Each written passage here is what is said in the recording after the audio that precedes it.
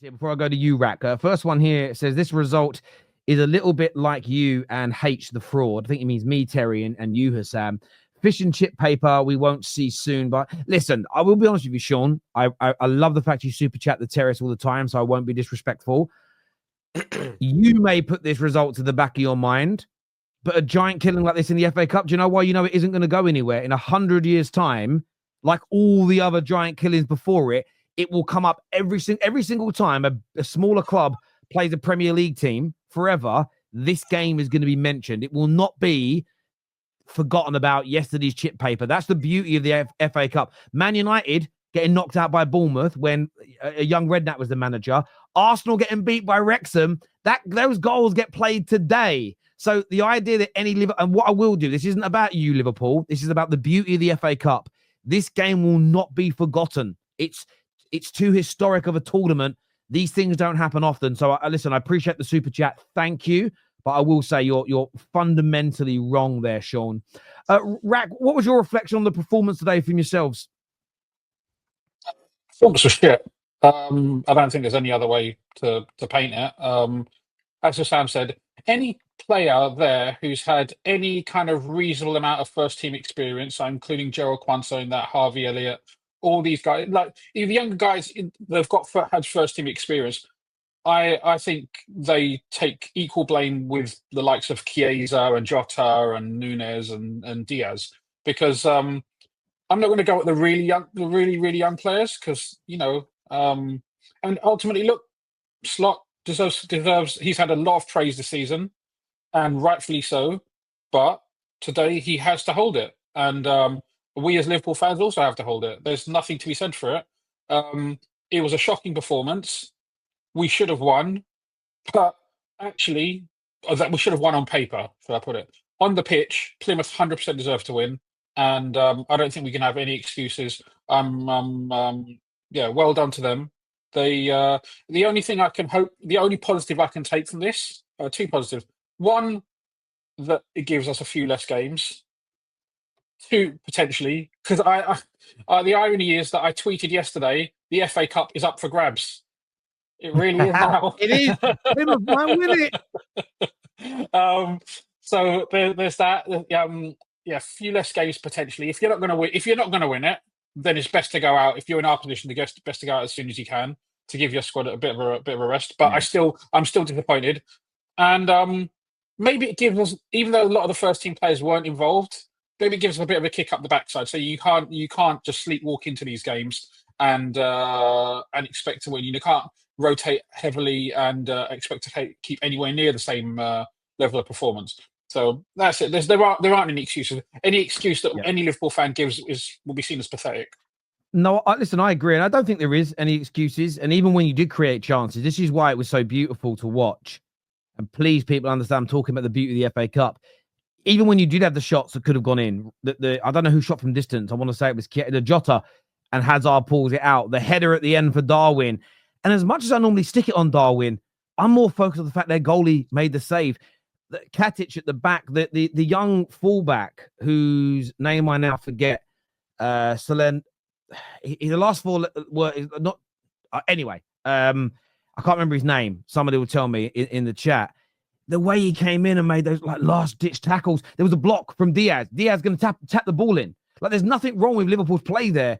Plymouth just performed probably above and beyond themselves. It's only their second clean sheet in the last 15 games at home. So as much as Liverpool were bad, I'm also looking at, I think these Plymouth players have performed to a level that maybe even some of them didn't think they were capable of. There was that within the game today. But yeah, I totally agree with you there, mate. I don't know how you can't criticize Slot today. If you bring on Salah, he surely wins it. Maybe Van Dijk with a header. I don't want him to bring on Salah and Van Dijk. I don't want to. Me and Rax actually had this discussion with Tom on the terrace 2 months ago. I don't want to. You have to know your limitations. We're not City. We don't have 24 good players. We've got 4 world-class players, some good players, some top-class players, but we know our limitations. I can't go in trying to win 4 competitions when I'm not ready for it. What do you mean blame Slot? And if Salah plays and he gets injured, then what? We're all sat here going the season's done. Why is he taking Plymouth so seriously? So don't just criticize the manager for the sake of it. Criticize the players. as Rax said, I agree with Rax again. The Elliots of the world, the Chiesas, the Jotas, the Kwanzas, these are the guys that deserve blame, not the manager, because the manager trusted in them to get him over the line against the bottom team in the championship. I can't blame the manager for this. You have to blame the players. I think one And thing you we know, have and you know, seen, some of though- those fringe players, Oh. some of those fringe players are now also going to pay it. Chiesa, for example, is going to pay for it. Some of these guys who are not getting much game time, they're not going to get. They're going to get even less game time now because we're out of the cup. So you know, I'm not putting it all on Chiesa because he hasn't had that much game time, but he is a senior player in this squad, and he deserves criticism. Jota deserves criticism. Diaz deserves criticism. Nunes deserves criticism. Harvey Elliott deserves criticism. Unfortunately, not good yeah. enough. Listen, I hear you on that, and one thing we have learned is this is what you guys are going to look like when Van Dijk, Salah, and Trent go. Or at least we know that. Also, someone did point out to me on Twitter. They said it's the second time that he's been kind of swashbuckled by somebody that and stumped by someone playing three at the back. Maybe the three at the back is the kryptonite of this Liverpool team. Maybe the blueprint is there, as people like to say. United beating Arsenal was a bigger giant killing. Fair enough. We are very good. Looks like Hussam got through 15 packs of cigs. Don't smoke if you're watching this. MK Dons 4-0 against United. That was the League Cup. That wasn't the FA Cup, but that was bad. And I also think MK Dons were in League One as well at that point, I think. But yeah, that was the League Cup and not the Bradford FA Cup. one is the worst one by far, by all metrics. No, the Wrexham Arsenal. The season before, Arsenal were champions. Wrexham finished bottom of the Football League. That's the biggest. The season before, that's the biggest discrepancy. Yeah. I think the only reason Wrexham stayed in the league was because.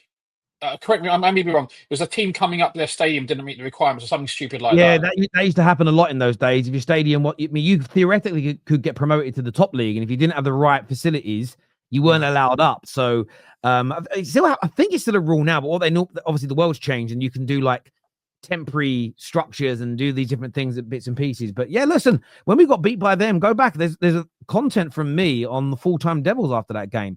Then watch what I said. I said it's embarrassing. Like I'm not gonna. Oh, it's not embarrassing when it's my team. No, I would say the same thing. Slot deserves the harshest criticism. Resting players is right, but not to have another 3 or 4 first-team players on the bench is an amateurish decision. You seem to agree with that, Eli. You agree that Slot deserves big criticism here?